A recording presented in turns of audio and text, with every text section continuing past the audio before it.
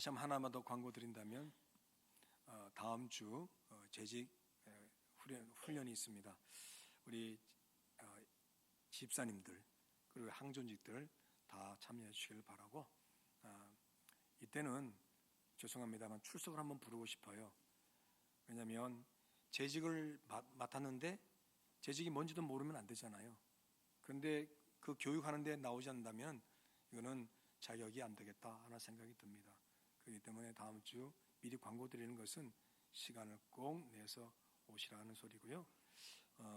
많은 얘기겠지만 핵심적인 것만 몇 가지 말씀드릴 겁니다. 그러니 꼭 오셔서 1시간 참여하시길 바라고, 1월 한 달은 항상 이렇게 바쁘지만 이런 정예배가 있습니다. 재직 훈련도 있고 다음 마지막 주는 또 우리가 헌신 예배도 있고 그렇습니다. 그렇게 참여해 주시면 대단히 고맙겠습니다.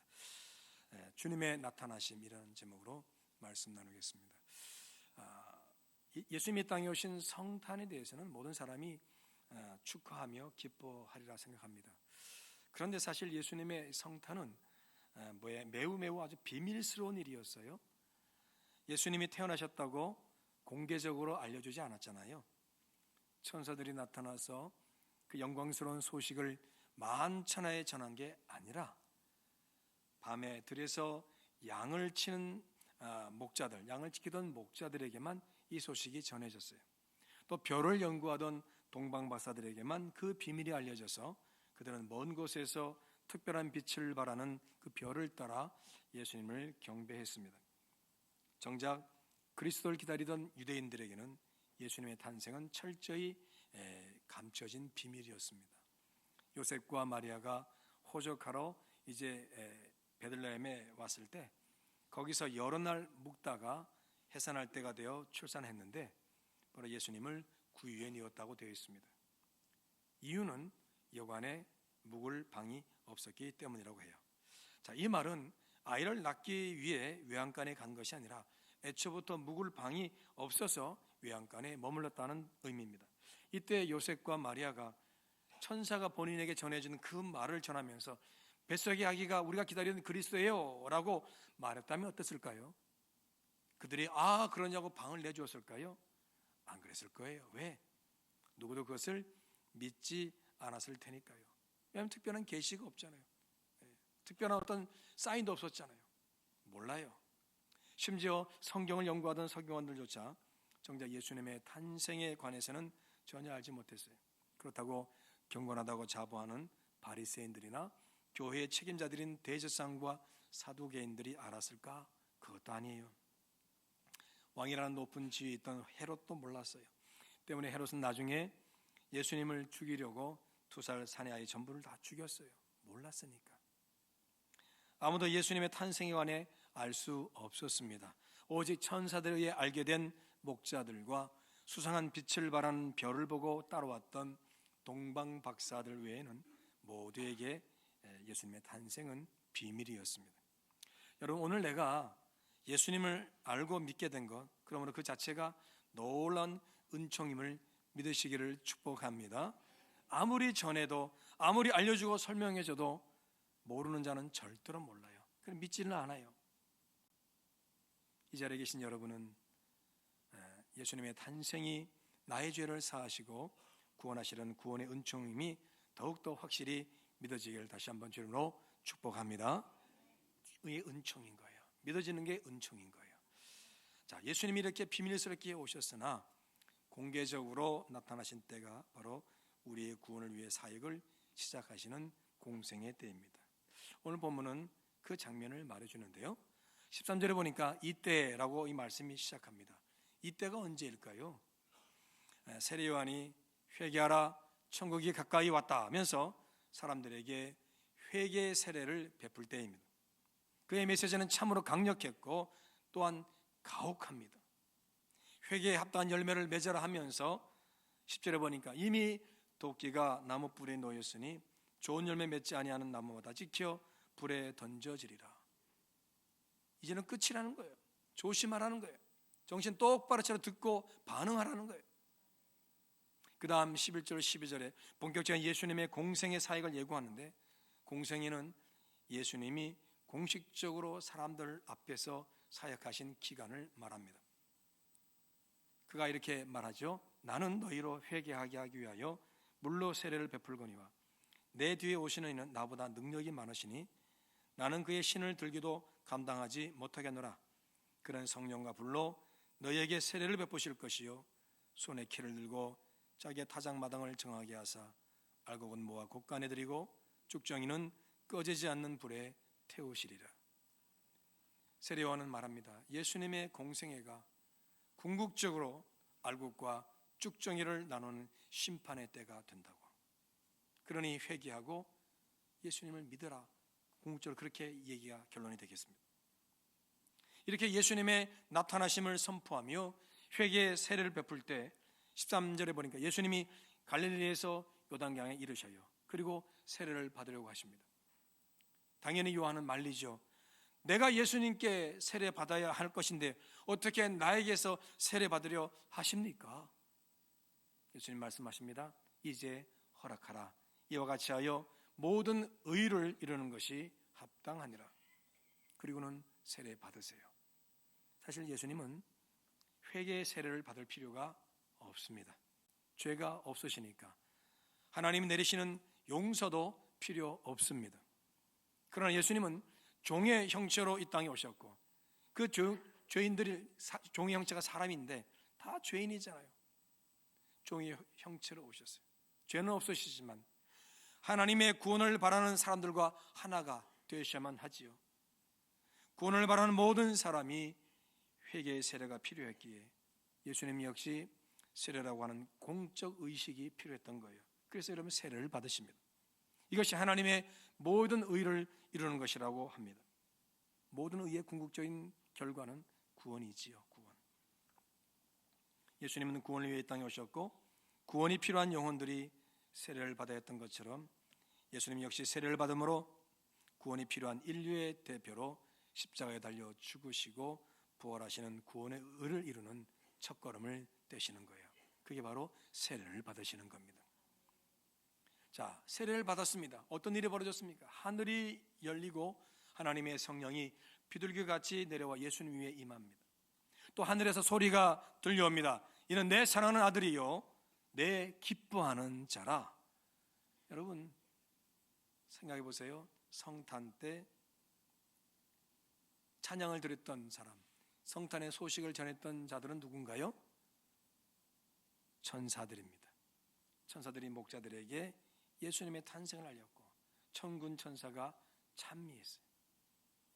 그런데 예수님 공생이 시작되는 성부 하나님, 성령 하나님이 직접 자신을 드러내셔서 성령이 임하시고 그리고 내 사랑하는 내 기뻐하는 자라며 예수님의 사역을 전폭적으로 지지하는 것을 보게 됩니다. 그만큼 공생의 사역을 하나님과 성령님이 기대하고 기다리고 계셨다는 것이고요. 이건 예수님의 공생의 사역에 너무나 중요한 본격적 구원 사역임을 알려주고 있다는 겁니다. 너무 중요한 거예요. 비밀스럽게 오셨던 예수님이 공개적으로 드러내면서 이제 구원의 사역이 시작된다고 선포하신다는 거죠. 이렇게 공생의 시작을 알리는 것이 바로 주현절입니다. 주현절은 성탄 후에 예수님이 자신을 세상에 드러내신 것을 기념하는 교회력 절기입니다. 그 주현이 뭐냐? 주님의 현 나타나심 이겁니다. 그러므로 주현절은 예수님이 본격적으로 우리 삶의 자리에 임하신 사건입니다. 이미 아기를 이 땅에 오셔서 태어나셔서 여러분 30년간 이 땅에서 생활하셨어요. 그러나 아무도 예수님의 존재를 몰랐어요. 그냥 목수 아들 그걸로 그냥 끝난 거예요. 그러나 주현절에 예수님은 본격적으로 우리를 구원하는 구원자로서 우리 삶에 임하게 되시죠. 모두의 눈에, 모두의 삶의 자리에, 모두의 고통과 아픔에, 그리고 모두의 소망과 미래에 성부 하나님, 성령 하나님의 지지와 격려 속에 나타나신 은총의 사건, 이게 바로 주현절입니다. 본격적으로 구원의 사역이 펼쳐지는 때이죠. 그러므로 주현절에 우리 가운데 임재하셔서 본격적으로 구원사를 펼치시는 그 주님을 향해 우리 성도들이 바라며 결단하고 순종할 것이 있습니다. 몇 가지를 말씀드리는데요. 첫째, 우리 가운데 임하기를 원하시는 주님의 마음을 먼저 알아야 된다는 거예요. 30년 동안 우리의 삶을 그대로 살아내시며 이 날을 기다리셨을 주님의 그 오랜 기다림을, 그 마음을 우리는 이해할 필요가 있다는 거예요. 그냥 시간 보내다가 됐네, 한번 나가볼까? 예수님이 그렇게 나오신 거 아니에요. 공생의 기간 동안 예수님은 철저히 어린이로, 아기에서 어린이로, 청소년으로, 청년으로 쭉 자라시면서 이 날을 기다리신 거예요. 이 시간을 기다리신 거예요. 그렇게 해서 우리 주님이 나타나셨단 말이죠. 우리는 주님의 임재에 대해서, 주님의 함께 하심에 대해 간혹 기대는 하면서도 그렇게 쉽게 임재하실 거라고는 생각 안 해요. 아이, 하나님 어떻게 나한테 임하시겠어? 예배 가운데 어떻게 하나님이 임하시겠어? 보통 그렇게 생각할 수 있어요. 그러나 여러분, 30년을 기다리신 그 주님의 마음, 그리고 주님을 본격적으로 드러내실 때 함께 임하신 성부 하나님, 성령 하나님을 우리가 생각해 볼 때 우리는 우리에게 임재하기를 정말 원하시는 주님의 마음을 깊이 헤아려야 할 줄로 알겠습니다. 그래야 돼요. 정말 주님은 우리 가운데 임재하기를 원하시구나. 네. 여러분, 엄밀히 말하면 하나님과 우리의 존재 가운데, 우리 가운데 오셨다는 이것을 성육신이라고 하는데, 사실 우리가 하나님이라 본다면 우리 같은 존재는 여러분 바퀴벌레나 여러분이 싫어하는 쥐 정도 한번 생각해 보세요. 여러분이 바퀴벌레 소굴로 바퀴벌레가 되어서 바퀴벌레를 구원하러 여러분이 정말 오신다고 한다면 어떤 마음이겠어요, 여러분? 보통 일이 아닌 거예요. 그런데 그것도 오자마자 구원을 일으키신 것이 아니라 바퀴벌레처럼 태어나서 성장해서 그 시간을 또 그냥 그대로 그냥 받으신 거예요. 그러고 난 다음에 여러분 나타나셔서 구원사를 펼치신다. 생각해 보시라고요. 누구도 하기 싫어하는 거지만 하나님의 사랑 때문에, 하나님이 세상 이처럼 사랑하사 독생자를 주셨기 때문에 그 사랑에 근거해서 우리 주님은 30년의 우리 같은 사람의 삶을 간절히 기다리면서, 이 날을 기다리면서 사셨다가 드디어 공생의 사역을 시작하셨다는 거죠. 그러므로 주님의 임재는 너무나 우리 주님이 간절히 소망하고 기다리고 기대하셨던 사건이 되는 거예요. 그러므로 우리는 우리에게 임재하기를 원하시는 주님의 마음을 깊이 헤아려야 하겠습니다. 여러분, 사실 이미 성령 우리 가운데 임재하셔서 우리와 지금 동행하고 계셔요. 성령의 사람만이 그리스도의 사람이잖아요. 때문에 하나님이 자기 백성 가운데 임재하신 것, 이건 동시에 하나님의 기쁨이기도 하다는 겁니다. 사랑으로 오셔서, 그리고 그 때가 되어서 공생애를 통해서 구원의 사역을 펼치시는 그 간절함을 주님이 기다리셨다가 등장하는 그때가 드디어 하면서 얼마나 기뻐하셨겠어요. 그러므로 오늘도 그 주님은 우리 가운데 임재하기를 원하고 기뻐하신다는 거죠. 그런 주님의 마음을 내 마음에 담고 매 순간 주님을 소망하시기를 축복합니다. 주님의 마음인 거예요. 절대 오해하지 맙시다. 마귀는 그럴 거예요. 야, 너까지 있게, 너 죄 많이 짓고 그런데 임재, 주님이 거룩해서 너한테 오지 않아. 우리 가운데 그런 식으로 우리 공격할 거예요. 맞아요. 하지만 뒤에도 나옵니다만은, 그러나 우리는 예수 그리스도의 피공로가 있기 때문에, 속죄 은혜가 있기 때문에 얼마든지 수시로 가능한 줄로 믿습니다. 그럼 둘째, 세례요한처럼 주님이 오실 길을 늘 닦아야겠죠. 요한은 사람들에게 회개의 세를 베풀었습니다. 회개를 위한 그의 메시지는 강력했고 그것이 주님이 오실 길을 예비하는 것이라고 외쳤어요. 그의 사역 전부는 주연절 예수님의 나타내심을 예고하는 예고편이었던 거죠. 우리 삶의 자리에서 주님의 임재를 경험하는 준비 작업이 있습니다. 그게 바로 회개입니다. 나아가 회개의 열매이기도 합니다. 회개만 하면 안 되고 회개함으로 인해서 삶의 내용을 바꿔야 할 것이고 내 시선을 다시금 주님을 소망하도록 바꿔야 합니다. 높은 곳을 향해 더 좋은 것, 더 나은 것, 더 풍요로운 것 등을 추구했다면 좀 더 낮은 쪽을 바라보며 이제는 함께 좋은 것, 함께 풍요를 누리고 함께 나아지는 겸손의 자리로 시선을 두어야 하겠습니다. 무엇보다 하나님의 의를 이루며 살아야 돼요. 예수님은 세례를 받을 필요가 없었습니다. 그러나 그것이 하나님의 의를 이루는 것이기에 주님은 세례를 받으셨어요. 그렇게 하나님 중심으로 살 것을 회개를 통해 결단하고 우리는 순종해야 하는 것입니다. 그것이 바로 회개의 열매이며 이런 삶의 태도와 내용이 주님의 임재를 위해 주님이 오실 길을 닦는 모습이 된다는 것입니다. 셋째로 주님의 드러나심을 이제는 사모하며 기다리는 거죠. 주님 우리와 세상 끝날까지 함께 하신다고 하셨어요. 그래서 늘 우리 가운데 나타나십니다. 절대로 숨어 계신 분 아닙니다. 우리의 구원을 위해 완전히 드러내셨습니다. 물론 이사야의 말씀 보면 하나님은 스스로 숨어 계신다고 되어 있어요. 그러나 여러분, 그래서 가끔 우리 삶 속에 침묵하시는 것처럼 보여요. 그러나 여러분, 그것은 우리 주님을 드러내시기 위한 준비의 시간일 뿐 영원히 우리 가운데 침묵하지 않으신다는 거죠. 우리는 그거를 기다릴 줄 알아야 돼요. 주님 오십시오 초청하시면서 기다려야 되는 거예요.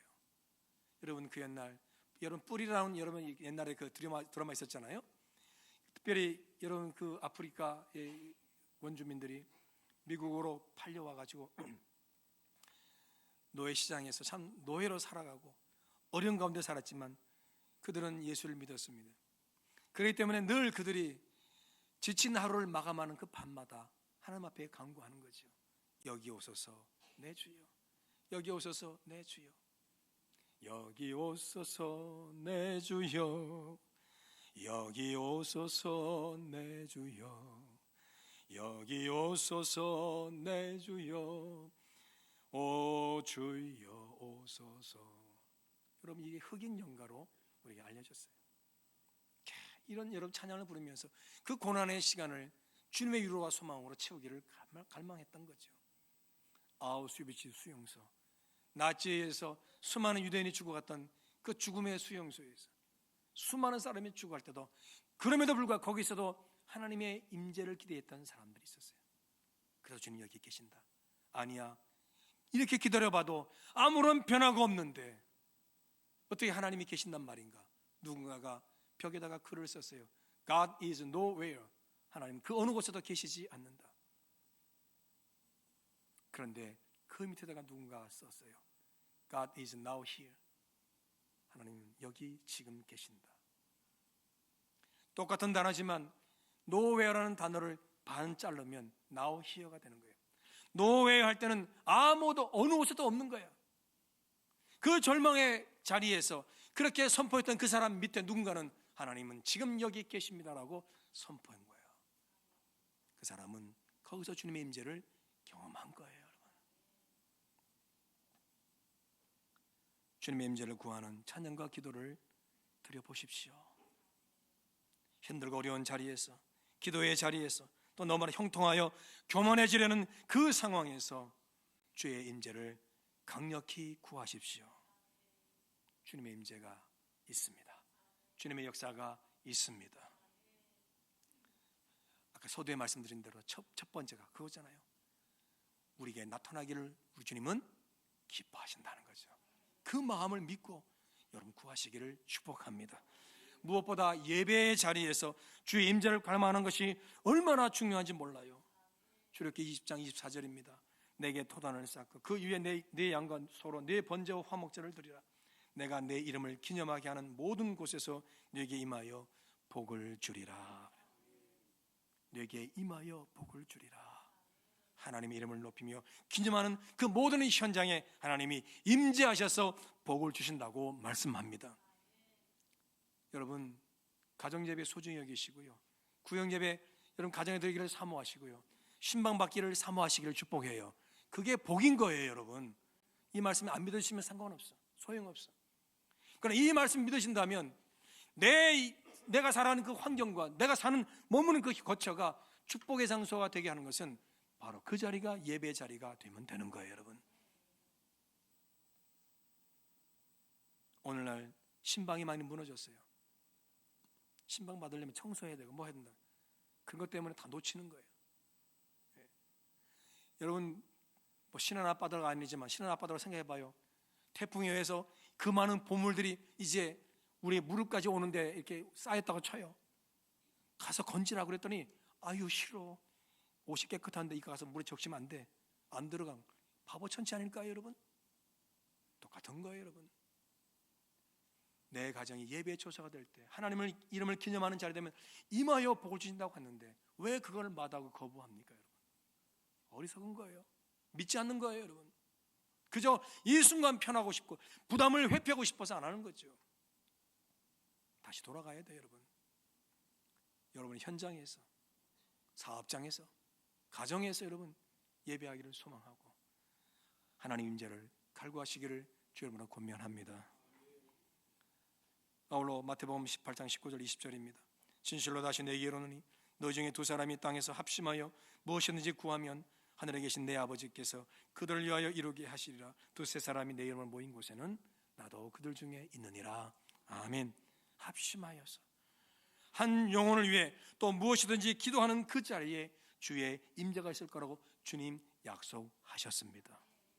이 말씀을 문자 그대로 받는다면 나 오늘 기도하고 싶은 거예요. 그래서 주님의 임재를 기대한다면 어떻게 되겠습니까? 안목의 집사님 나랑 같이 기도할래요? 권사님 나랑 같이 기도할래요? 두 사람만 도움오면 되잖아. 그렇게라도 기도해 보시라는 거예요 여러분. 영적 가치를 너무 여러분 무시하지 마십시오. 여러분의 삶이 편안하고 그냥 그렇게 살고 그저 영화관에 오듯이 와서 지금도 졸고 있잖아. 눈 감고 있잖아. 영화 볼 때는 뭐 이 영화보다 더 못한 거야. 영화보다는 졸지는 않잖아요. 눈은 뜨고 볼 거 아니에요. 이게 하나의 뭐 문화 행사처럼 착각하지 마세요 여러분. 정말 권면합니다. 이건 삶과 죽음의 상황에서 살기 위한 몸부림을 치는 자리 바로 이 자리인 줄로 믿으시기를 축복합니다. 그러나 여러분 기도하셔야죠. 함께 말씀 붙들고 함께 나를 위해서 기도해 줄래? 그래서 모아서 기도하는 거예요. 주님은 약속대로 이루신 줄로 믿습니다. 오늘을 포함하여 앞으로 펼쳐질 삶의 자리에서 주의 인재를 강력히 기도하며 사모하는 소망의 삶을 꼭 살아내시기를 주님으로 축복합니다. 그러면 누가 주님의 임재, 예수님의 나타나심을 소망하며 사모해야 할까요? 바로 본래의 자리로 돌아갈 사람들이겠죠. 구원이 뭔가요? 창조의 자리로 돌아가는 거예요. 창조 때 만들었던 하나님 기대하시는 그 사람으로, 그 하나님의 백성으로, 그 하나님의 피조물로 돌아가는 이게 바로 구원인 거예요. 그러므로 예수 안에 자는 새로운 피조물이라 했던 말이 그 말씀인 거예요 여러분. 그러면 결국은 주의 임재를 사모하는 사람 모두가 될 거예요. 그런데 보십시오. 예수님이 십자가에 돌아가시자 예수님을 따랐던 제자 중 2명이 엠마오로 내려갑니다. 그들의 길에 주님이 나타나셨어요. 이들은 부활하신 예수님을 알아보지 못해요. 많은 대화를 나누고 말씀을 들었어도 예수님을 인식하지 못해요. 그러나 식사 자리에서 주님이 기도하신 후에 떡을 떼어주실 때 이들의 눈이 밝아져서 예수님을 알아봅니다. 부활의 예수님이 자기들 곁에 오셨음을 깨닫게 된 거죠. 즉시로 이들은 있어야 할 자리 예루살렘으로 돌아갑니다. 그러니까 이들이 다시금 제자의 자리로, 사명의 자리로, 주님 맡기신 복음 전도의 자리로 되돌아감을 말합니다. 주님의 임재는 그렇습니다. 주님이 원하시는 나의 본래의 자리, 그것이 가정에서의 자리든 직장과 교회에서의 자리든 그 책임과 사명과 직분으로 돌아가야 하는 자들은 주님의 임재를 사모해야 할 줄로 믿습니다. 부담스럽고 힘들고 용서가 되지 않고 상처투성이라 할지라도 그렇게 본래의 자리로 돌아가는 것이 주님의 뜻이라고 확신한다면 주의 임재를 꼭 사모하며 구하시기를 축복합니다. 그러면 모든 것에서 주님의 주시는 회복의 은총을 누립니다. 여러분의 필요한 회복이 뭔가요? 옛날에 박하사탕이란 맞나요? 그 영화인가? 나 돌아갈래 하면서 그냥 끝나잖아요. 영화가 참 가슴 아팠어요. 한 인생이 이렇게 변해가는 그 모습이 너무 안타깝죠. 그 돌아가고 싶은 거예요. 근데 기찻길에서 우리가 하고 가는 거예요. 여러분. 우리가 아무리 돌아가고 싶어도 우리 힘으로 못 돌아가요. 상처난 자리, 인생의 구멍난 자리, 우리 힘으로 못 돌아간다고요. 주의 임재가 있으면 회복될 줄로 믿습니다. 사모하십시오. 그래서 일상에서 나타날 주님의 임재 방식 한 가지를 제가 말씀드리고 마무리하겠습니다. 마태복음 25장에서 양과 염소의 비유를 주님 말씀하시는데요, 양의 편에 선 자들에게 주님은 내 아버지께 복받을 자들이요 하시면서 그들이 왜 복을 받아 창세로부터 이들을 위해 예배된 나라를 상속받으라고 하시는지 그 이유를 말씀하시죠. 35절로 36절의 말씀 함께 읽어볼까요? 시작.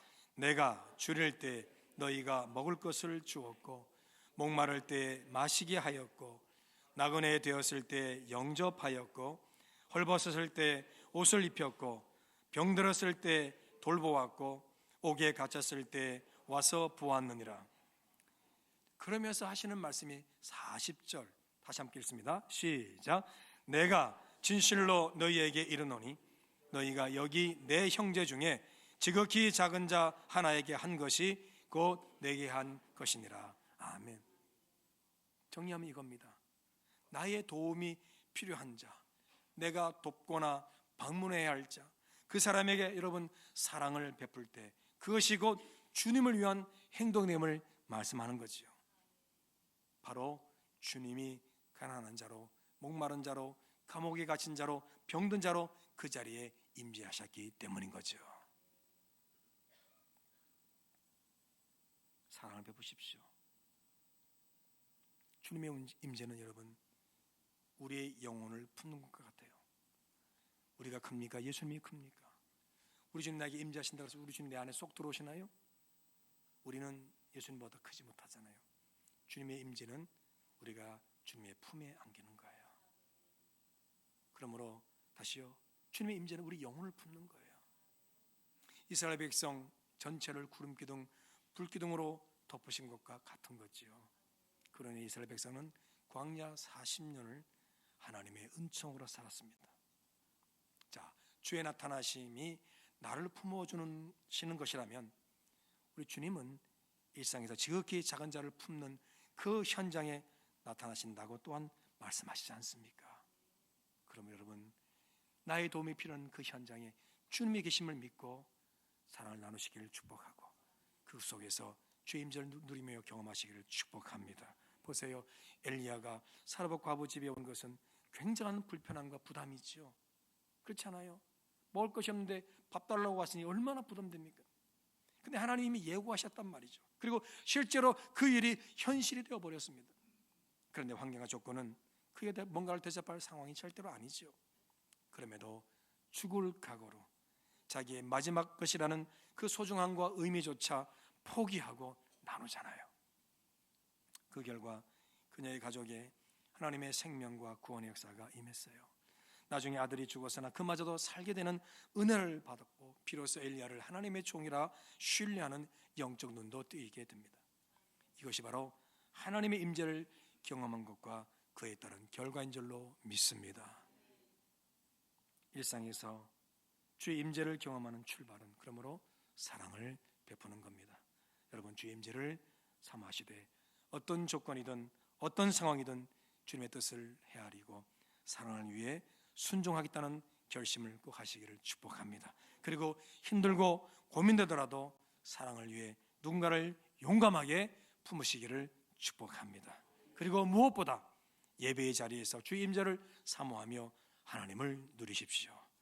왜? 예배는 하나님이 주인공이 되시는 자리이기 때문입니다. 주님의 나타나심이 우리에게 놀라운 회복과 구원의 은총을 믿고 또 성부, 성자, 성령 하나님이 우리에게 나타나시기를 참으로 기뻐하신다는 사실을 믿고 여러분의 일상을 주의 임재를 경험하는 은총의 자리로 꼭 삼으시기를 축복합니다. 늘 회개할 것 회개하시고 사랑의 마음으로 예배하고 사랑으로 채워지는 일상을 살아내시면서 주님의 임재 가운데 주의 품을 경험하고 그 은혜를 다른 일을 품는 섬김으로 주의 임재를 더욱더 풍성하게 누리시기를 주여로 축복합니다. 2026년 올해 소망교회 표를 한번 함께 읽겠습니다. 시작. 내 품에 안긴 너희여 서로 품고 돌아봐. 한 번 더 할 거예요. 시작. 아멘. 가슴에 새기고 올 한 해를 살아가시길 바랍니다. 주님의 임재를 경험한 자가 누군가를 품는 거예요. 여러분이 누군가를 품는 그 현장에 반드시 주님이 나타나심이 충만해서 여러분 모두에게 놀라운 은총으로 가득할 줄로 믿습니다. 기도하겠습니다. 하나님 감사합니다. 모든 것이 은혜입니다.